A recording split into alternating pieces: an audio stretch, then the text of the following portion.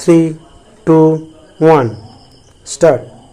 Sir, the very basis of the bill has also been questioned, that is, whether the restructuring of the capital of the institutions is at all needed. It is our view that a development agency should be organizationally independent and its board professionalized. Having fully fed the Industrial Development Bank of India since its infancy for a decade, the Reserve Bank has placed it in a position of importance.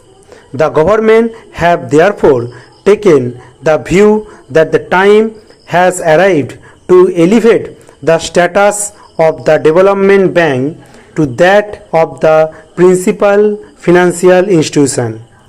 Just as the Reserve Bank is the central bank of the country, the Life Insurance Corporation of India is the principal investment institution. The development bank should achieve the status of the principal financial institution, all the three being directly owned by the government. The bill seeks to achieve this purpose.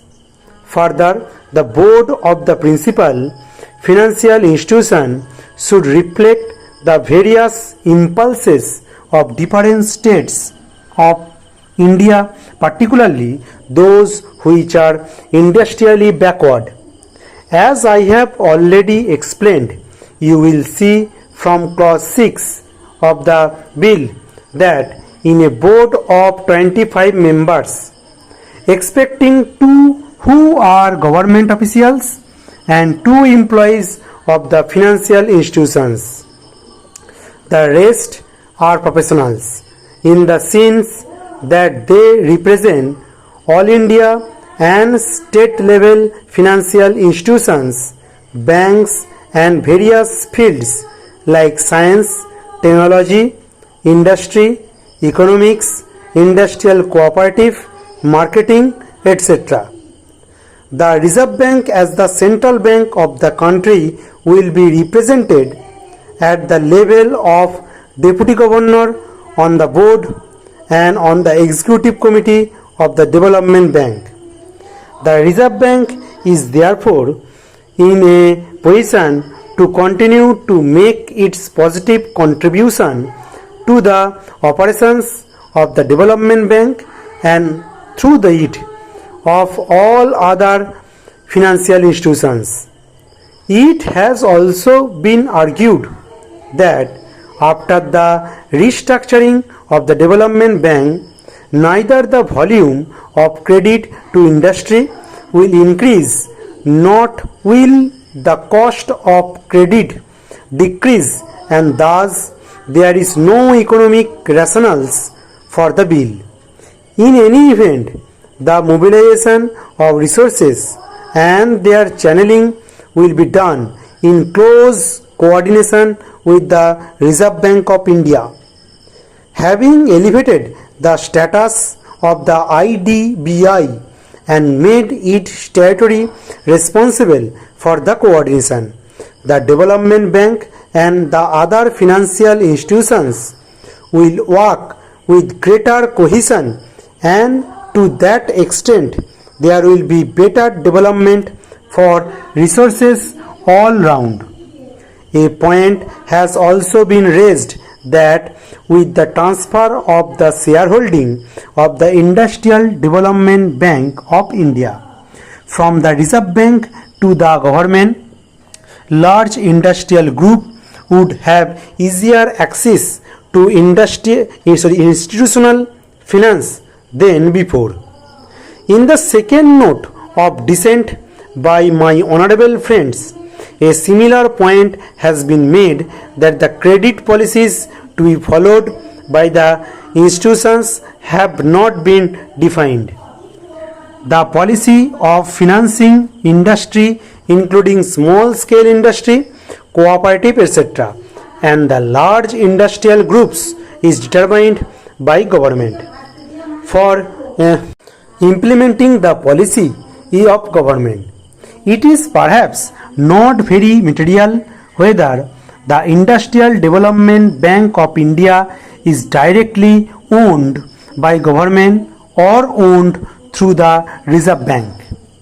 Parliament has therefore the opportunity to oversee the policy being followed by the Development Bank and the other institutions in financing industry in general and the larger industrial groups in particular.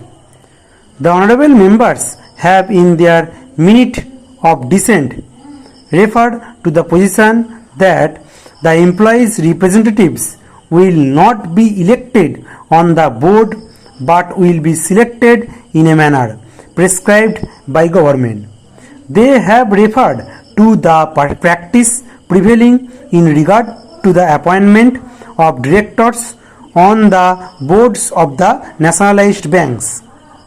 I may confirm the House that in the case of the nationalized banks, the scheme framed under the Banking Nationalization Act does not provide as such for a direct election by workmen of their representatives on the boards of the banks, and a representative is chosen out of a panel of 3 names suggested by the Freedom, which on verification by the Central Labour Commissioner has the largest number of workmen as members.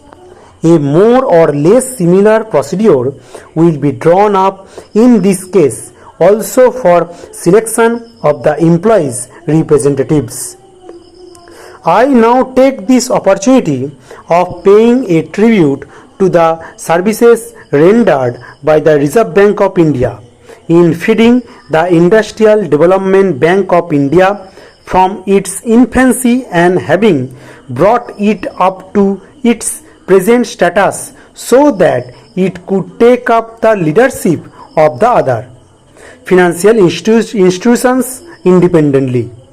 As I have already stated earlier, the Industrial Development Bank of India will continue to be as much a concern of the Reserve Bank as the government in the new setup as well. I have every hope that the Development Bank as the principal financial institutions in the field of industrial finance with its enlarged role should be able to play an effective part in the balanced industrial development of the country in accordance with national priority and aspirations. This has been provided in the preamble by the Joint Committee constituted by the concerned ministry. Stop.